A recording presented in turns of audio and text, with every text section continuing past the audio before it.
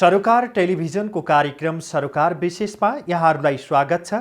म विनोद विश्वकर्मा। सबै विषय विशेष हुँदैनन्। सामाजिक, राजनीतिक, आर्थिक र समग्र मानव जातिको हितको निम्ति गरिने हरेक विषय विशेष हुन्छन्। समाजको हितमा गरिने हरेक कार्यको सम्मान गर्दै समाज हित विपरीतका कार्यको भण्डाफोर गर्ने विषयवस्तु सरोकार विशेषको प्राथमिकतामा पर्ने गरेका छन्।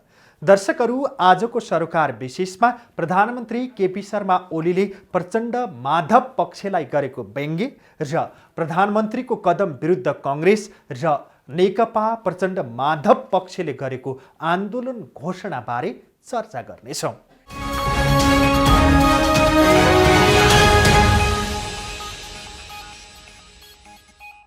नेकपाका दुई पक्ष यति बेला निकै चर्चामा छन्। उनीहरूले दैनिक एक अर्काप्रति व्यङ्ग्य गर्दै आफ्ना कार्यकर्ता हँसाइरहेका छन्। दुई पक्षका कार्यकर्ताले उपल्लो नेताका कमी कमजोरी सार्वजनिक गरिरहेका छन्। आइतबार काठमाडौँको बबरमहल स्थित कार्की बैङ्क्वेटमा आयोजना गरेको बृहत कार्यकर्ता भेलालाई सम्बोधन गर्दै प्रधानमन्त्री केपी शर्मा ओलीले प्रचण्ड माधव नेपाल समूहलाई सुकेको पातसँग तुलना गर्दै एक्लिएको दाबी गरे।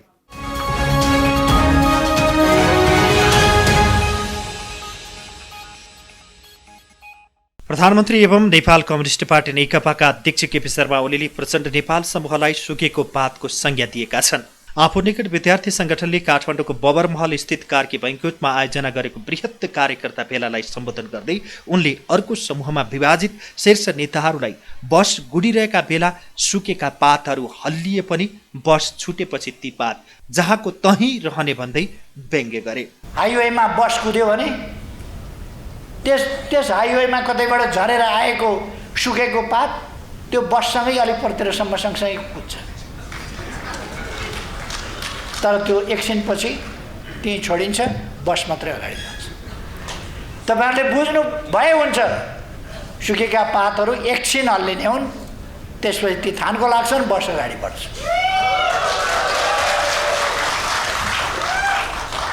प्रचण्ड नेपालतर्फ सङ्केत गर्दै प्रधानमन्त्री ओलीले यसरी नै अघि बढे हामी यहाँ छौँ भन्ने ठाउँमा म यहाँ छु लेख्नुपर्ने स्थिति आउन सक्छ। अझै पनि म आग्रह गर्न चाहन्छु, फर्कने भए अहिले पनि कुर्सीहरू हटाइएको छैन, आउनुहोस्, होइन भने तपाईँहरू भोलि एक्लै हुने दिन आउँछ, ओलीले जिकिर गरे। हामी यहीँ छौँ भन्ने कुरा नबिर्स, मैले त्यो भने त्यसको नकल गरेर अस्ति आफ्नो पीडा पनि पोखेर हामी यहाँ छौँ भनेर लेखेर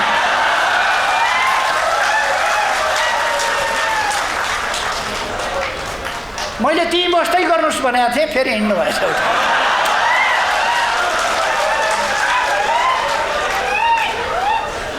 मलाई पनि केन्द्रीय कमिटीमा साथीहरू आएनन्, किन आएनन्, कता गए भन्ने परेको थियो। हामी यहाँ छौँ भन्ने टिकमा देखेर ढुक्क भयो। त्यहाँ मण्डलामा रहेछन् है साथीहरू, हराए कि भन्ने पिर थियो, त्यहाँ रहेछन् है साथीहरू, ढुक्क भयो, बस्दै गर्नुहोस्। तर उठेर फेरि हिँड्नु भएछ, कता जानुभयो त्यसपछि थाहा छ।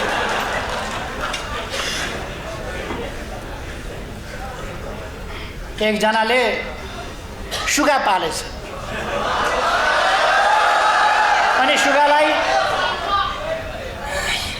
रमाऊ रमाऊ खुसी हौ, रमाऊ रमाऊ खुसी हौ भन्नु सिकाएछ। सकारात्मक सोच हुनुपर्छ भन्ने छ नि आजकल, हो त्यही लाइनमा उसले कति गोपी कृष्ण कहो सिकाउने भनेर रमाऊ रमाऊ खुसी हौ, रमाऊ रमाऊ खुसी हौ भन्ने। एकजना कोही मर्यो, सुगालाई के मतलब, उसले रमाऊ रमाऊ खुसी हौ, रमाऊ रमाऊ खुसी हौ, सुगाले त त्यही बोल्ने। कुन प्रसङ्गमा मैले हामी यहाँ छौँ नबिर्स फेरि फर्केर आउँछौँ भनेका थियौँ, हामी फेरि फर्केर आउँछौँ, त्यसको नकल गरेको मण्डलामा हामी यहाँ छौँ। दुनियाँलाई थाहा भयो आजकल उहाँहरू मण्डलामा आउनुहुँदो रहेछ, सबैलाई थाहा भयो मण्डलामा आउनुहुँदो रहेछ। मण्डलामा किन बस्नुहुन्छ? यत्रो महान पार्टी छ, अनि रेसोभ्यूका थोरै नेताहरू भेला हुँदा यत्रो सभा छ, मण्डलामा किन जानु पर्यो? मरेकालाई उपियाँले छोडे जस्तो तपाईँहरूलाई कार्यकर्ताले छोड्ने छन्। हामी यहाँ छौँ होइन, म यहाँ छु भनेर लेख्नु पर्ने छ तपाईँहरूले। हामी भन्ने शब्द हराएर म यहाँ छु। किन त्यो नौबत, किन त्यो अवस्थामा पुग्नुहुन्छ? आउनुहोस्, पार्टीमा आउनुहोस्, हामी फेरि यहीँ छौँ भनेर लेख्नुहोस्। हामी फेरि यहीँ आइपुग्यौँ। तपाईँहरूलाई फेरि पनि हामी गल्ती, कमजोरी र बदमासीका बावजुद 100 खत माफ। आउनुहोस्, देश बनाउने यस महाअभियानमा तपाईँहरूका स्वार्थी प्रवृत्तिहरू त्यागेर आउनुहोस्। अब तपाईँहरूका आत्मकेन्द्रित, स्वार्थी, पदलोलुप, महत्त्वाकांक्षी प्रवृत्तिहरू छोडेर आउनुहोस्।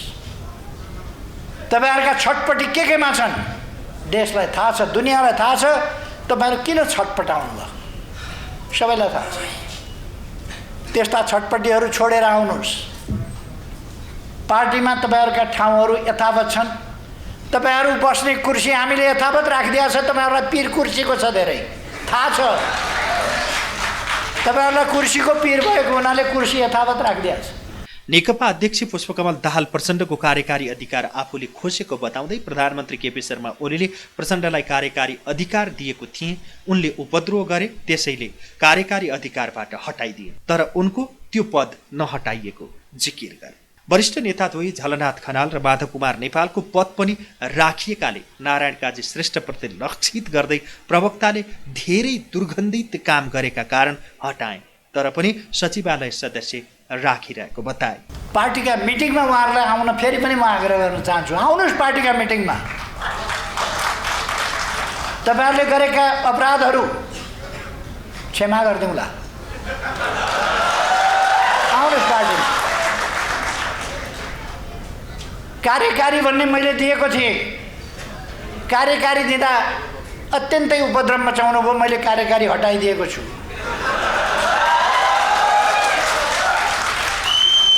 अध्यक्षको पद अहिले पनि कायमै राखेको छ, आउनुहोस्। वरिष्ठ नेताहरूको पद कायमै राखेको छ, आउनुहोस्।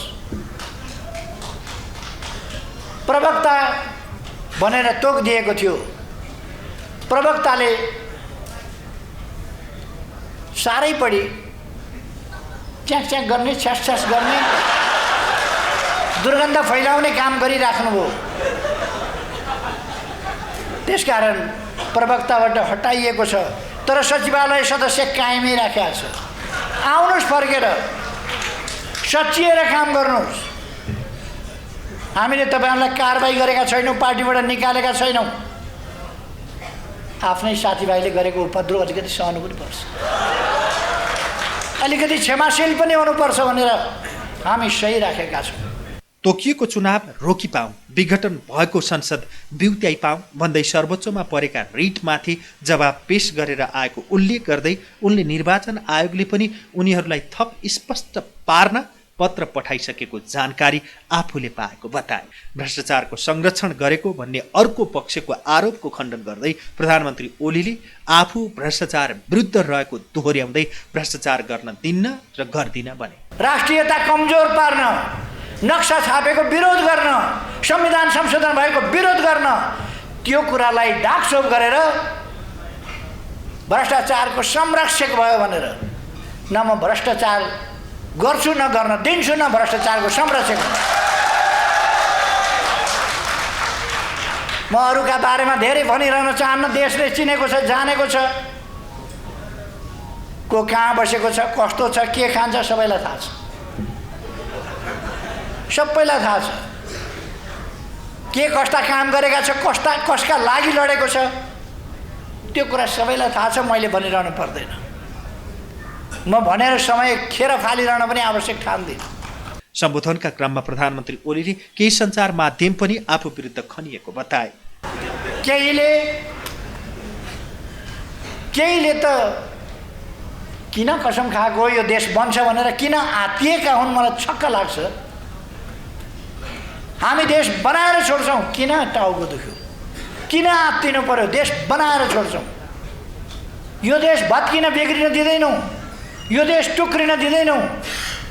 यो देशको वास्तविक भूमि सामेल गरेर हामीले नक्सा छापेका छौँ, हामीले संविधान संशोधन गरेका छौँ। नक्सा छापिए अनुसारको भूमि हामी फिर्ता ल्याउँछौँ हाम्रो भोग चलनमा। किन पिर गर्नुभएको, यस कुरामा किन पिर गर्नुभएको? यसको जस धरारा केपी ओलीले बनाएको होइन भने जस्तै जस नदिनुहोस् न केपी ओलीलाई। जमिन फिर्ता आउँदा त देशको फाइदा हुन्छ नि। जस चाहिएन केपी ओलीलाई। धरारा मैले बनाएको होइन, रानी पोखरी मैले बनाएको होइन, बाटा मैले खनेको होइन, मलाई चाहिएन। मेरो पालामा मेरो नेतृत्वमा बने हो, मैले बनाएको होइन, मलाई चाहिएन जस। तर बन्यो त भन्नुहोस् कमसेकम। 22औं तलाबाट फोटो खिचेको मैले होइन, 22औं तला त धरारा बनेछ त, जहाँ पत्रकार चढेर फोटो खिच्नु। कसैलाई पिर परेछ, कसैले भनिदिएछ केपी ओलीको पालोमा। केपी ओली प्रधानमन्त्री हुँदा भत्किएको धरारा फेरि उठ्यो। केपी ओलीले बनाएको होइन कि भीमसेन थापाले बनाएको हो कि इन्जिनियरले बनाएको? आज बनाएको कुरा गर्ने हो भने इन्जिनियरले, उहिले हो भने भीमसेन थापा।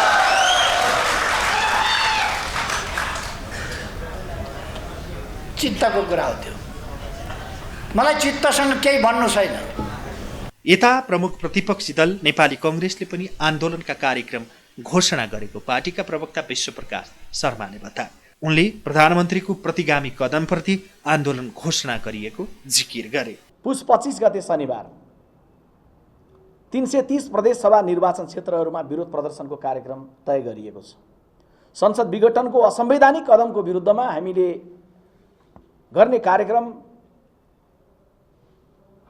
माघको 3 गते शनिबार 753 वटा गाउँ नगरपालिकाहरूमा विरोध प्रदर्शनको लागि कार्यक्रम निर्धारित गरिएको छ र माघको 8 गते बिहिबारको लागि देशैभरका 753 पालिकाहरूका 6743 वटै वडासम्म नेपाली कङ्ग्रेस पार्टीले विरोध प्रदर्शन र सभाको आयोजना गर्ने भनेर आजको बैठकले निर्णय गरेको छ। यो सङ्घर्षको कार्यक्रम कुन रूपमा हुने भन्दै गर्दा नेपाली कङ्ग्रेस पार्टी प्रधानमन्त्रीले चालेको कदमप्रति गम्भीर विमति त राख्छ, तर सँगैमा हेर्दै गर्दाखेरि प्रधानमन्त्रीलाई मात्रै नहेरेर सिङ्गो नेपाल कम्युनिस्ट पार्टीलाई पनि हेर्छ।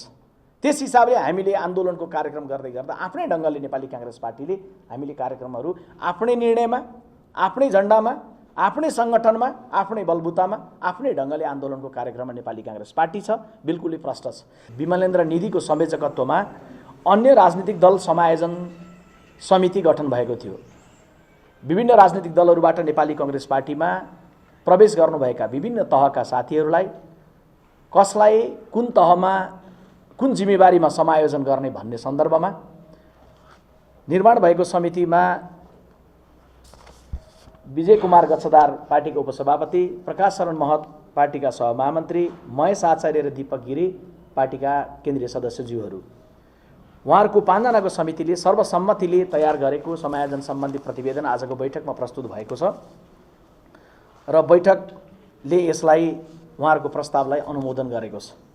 यस बमोजिम नेपाली कङ्ग्रेस पार्टीमा अन्य विभिन्न राजनीतिक दलहरूबाट आएर कसले कुन जिम्मेवारीमा कहाँ कुन रूपमा रहने भन्ने सन्दर्भमा विस्तृत रूपमा विवरण तयार भएको र त्यो विवरण पश्चात यो विषयले एउटा टुङ्गो प्राप्त गरेको म तपाईँहरूलाई जानकारी गराउन चाहन्छु। यसलाई आजको बैठकले सर्वसम्मतिले क्रियाशील सदस्यता बुझाउने अन्तिम मिति 2077 साल माघको मसान्तका लागि हामीले तय गरेका छौँ। बैठकमा प्रस्तावित भएर सर्वसम्मतिले यो पनि पारित भएको छ।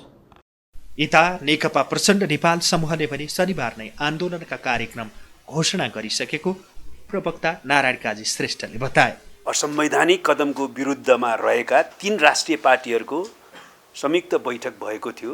त्यो बैठकमा हाम्रो यो असंवैधानिक र प्रतिगामी कदमको विरुद्ध समान धारणा रह्यो, तर सङ्घर्ष कसरी गर्ने भन्ने बारेमा नेपाली काङ्ग्रेसको केन्द्रीय कमिटीको बैठक भोलिदेखि नै छ। त्यो बैठक सम्पन्न भएपछि त्यो बैठकको निर्णयअनुसार हामी तपाईँहरूसँग फेरि वार्ता गर्नेछौँ भनेर नेपाली काङ्ग्रेसले भनेको थियो। तर नेपाली काङ्ग्रेसको त्यो केन्द्रीय कमिटीको बैठक अहिलेसम्म सिद्ध्याएन, स्थगित छ। यो बिचमा पनि 14 गते पछाडि हामीले नेपाली काङ्ग्रेस जनता समाजवादी पार्टीसँग मुख्यतः वार्ता गऱ्यौँ। जनता समाजवादी पार्टी मूलभूत रूपमा तयार नै देखिन्छ, तर नेपाली काङ्ग्रेसले आफ्नो केन्द्रीय कमिटीको बैठकले निर्णय नगरिसकेको कारणले गर्दाखेरि संयुक्त सङ्घर्षमा अहिले पनि चाहिँ निर्णय भइसकेको स्थिति रहेन। त्यसैले अहिले हामीले समझदारी के बनायौँ भने आफ्नो प्रकारको कार्यक्रमहरू जारी राखिनेछ। हामी चाहिँ संयुक्त रूपमा प्रहार चाहिँ केन्द्रित गर्नेछौँ। संयुक्त सङ्घर्षको बारेमा अहिले नै भने निर्णय हुन सकेको स्थिति छैन। होइन, हामीले अहिले त्यस प्रकारको कुनै शङ्का प्रकट गर्न चाहन्नौँ, किनभने सबै पार्टीहरूले तपाईँले चर्चा गर्नुभएको नेपाली काङ्ग्रेस पार्टी र जनता समाजवादी पार्टीले यो असंवैधानिक हो, अलोकतान्त्रिक हो भनेर आफ्नो दृष्टिकोण प्रष्ट गरेको छ। हिजो भएको राष्ट्रिय सभाको बैठकमा पनि नेपाली काङ्ग्रेसको तर्फबाट र जनता समाजवादी पार्टीको तर्फबाट पनि जबरजस्त रूपमा यो असंवैधानिक, अलोकतान्त्रिक र प्रतिगामी कदमको विरुद्ध आवाज उठाइएको छ। त्यसैले हामी आशा गर्छौँ उहाँहरूले अहिलेसम्म केन्द्रीय कमिटीबाट ठोस निर्णय नगरिसकेको अवस्था भए पनि यो असंवैधानिक कदमलाई असफल पार्न, प्रतिगमनलाई असफल पार्न आफ्नो तर्फबाट कार्यक्रम गर्दै संयुक्त प्रहारमा केन्द्रित हुनेछ। हामी आशा गरौँ आवश्यकता पर्यो भने उहाँहरू संयुक्त सङ्घर्षको निम्ति तयार हुनुहोला। बिल्कुल हस्तक्षेप होइन, हाम्रो न हस्तक्षेप गर्ने उद्देश्य छ, न हामी चाहिँ हस्तक्षेप गर्न चाहन्छौँ। हाम्रो कार्यक्रम असंवैधानिक कदमका विरुद्ध हो, प्रतिगामी कदमका विरुद्ध हो र त्यो स्थिति सिर्जना गर्ने, उत्पन्न गर्ने, असामयिक कदम चाल्ने सरकारको विरुद्ध केन्द्रित छ र त्यो कदमका विरुद्ध केन्द्रित छ। तर हामी व्यापक जनतालाई जागृत बनाउन चाहन्छौँ। देशमा फेरि एकपटक निर्वाचित सरकारले नै असंवैधानिक कदम चाल्यो, फेरि एकपटक प्रतिगमनको दिशातिर देशलाई धक्कल्न खोजियो। त्यस कारणले गर्दाखेरि सबै संविधान, लोकतन्त्रका पक्षधर शक्तिहरू, यो ऐतिहासिक राजनीतिक परिवर्तनका पक्षधर शक्तिहरू एकताबद्ध हुनुपर्छ है भनेर हामी जागृत गर्न चाहन्छौँ, सबैलाई सङ्गठित गर्न चाहन्छौँ र सबै मिलेर देशमा एकपटक फेरि नेपाली जनताले ठुलो बलिदानीपूर्ण सङ्घर्ष गरेर ल्याएको परिवर्तनलाई कसैले पनि मास्न सक्ने छैनन् भनेर चेतावनी दिन चाहन्छौँ। त्यस प्रकारको कार्यक्रम हामीले गरेका छौँ। र दोस्रो कुरा हामी के पनि प्रश्न पार्न चाहन्छौँ भने संविधान अन्तर्गत क्रियाशील, संविधानले प्रष्ट आफ्नो कार्यक्षेत्र परिभाषित गरेका संवैधानिक अङ्गहरूलाई कुनै पनि कोणबाट दबावमा राखेर काम गर्ने स्थिति उत्पन्न हुन दिन चाहन्नौँ। त्यसैले हाम्रो पार्टी र यो सङ्घर्षको कार्यक्रम मार्फत जनताको एउटा वातावरण निर्माण गराउने दायित्व हामी पुरा गर्दैछौँ कि संविधान अन्तर्गत क्रियाशील संवैधानिक अङ्गहरूले स्वतन्त्र ढङ्गले काम गर्ने वातावरण निर्माण होस्, त्यहाँ हस्तक्षेप र दबाव कहीँ कतैबाट नहोस् र संवैधानिक अङ्गका पदाधिकारीहरूलाई, संवैधानिक अङ्गहरूलाई अपमानित गर्ने, अवहेलना गर्ने, हाम्रो सेटिङमा काम गर्छ भनेर प्रचार गर्ने जस्ता कामहरू गर्न नपाओस्, उहाँहरूले स्वतन्त्र र स्वच्छ ढङ्गले आफ्नो काम निर्वाह गर्ने सकोस्, त्यस्तो वातावरण जनताले निर्माण गरिदिनेछ। कुनै समयका सँगैका सहयात्री विरुद्ध निरन्तर आन्दोलन घोषणा गर्ने र जवाफ दिने क्रम बढिरहेको छ। यो क्रम कहिलेसम्म चल्छ आम प्रश्नको विषय बनिरहेको छ।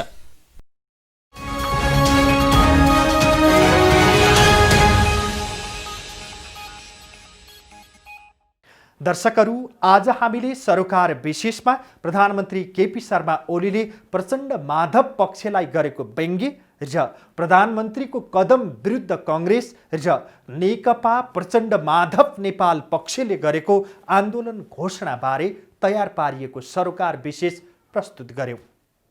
कार्यक्रम सरोकार विशेषमा हामी समाजका तीता मिठा यथार्थहरूबारे जानकारी दिन उपस्थित हुनेछौँ। आजलाई कार्यक्रम सरोकार विशेष यति नै। सम्पूर्ण युनिटलाई बिदा दिनुहोस्। हेर्दै गर्नुहोला सरोकार टेलिभिजन। नमस्कार।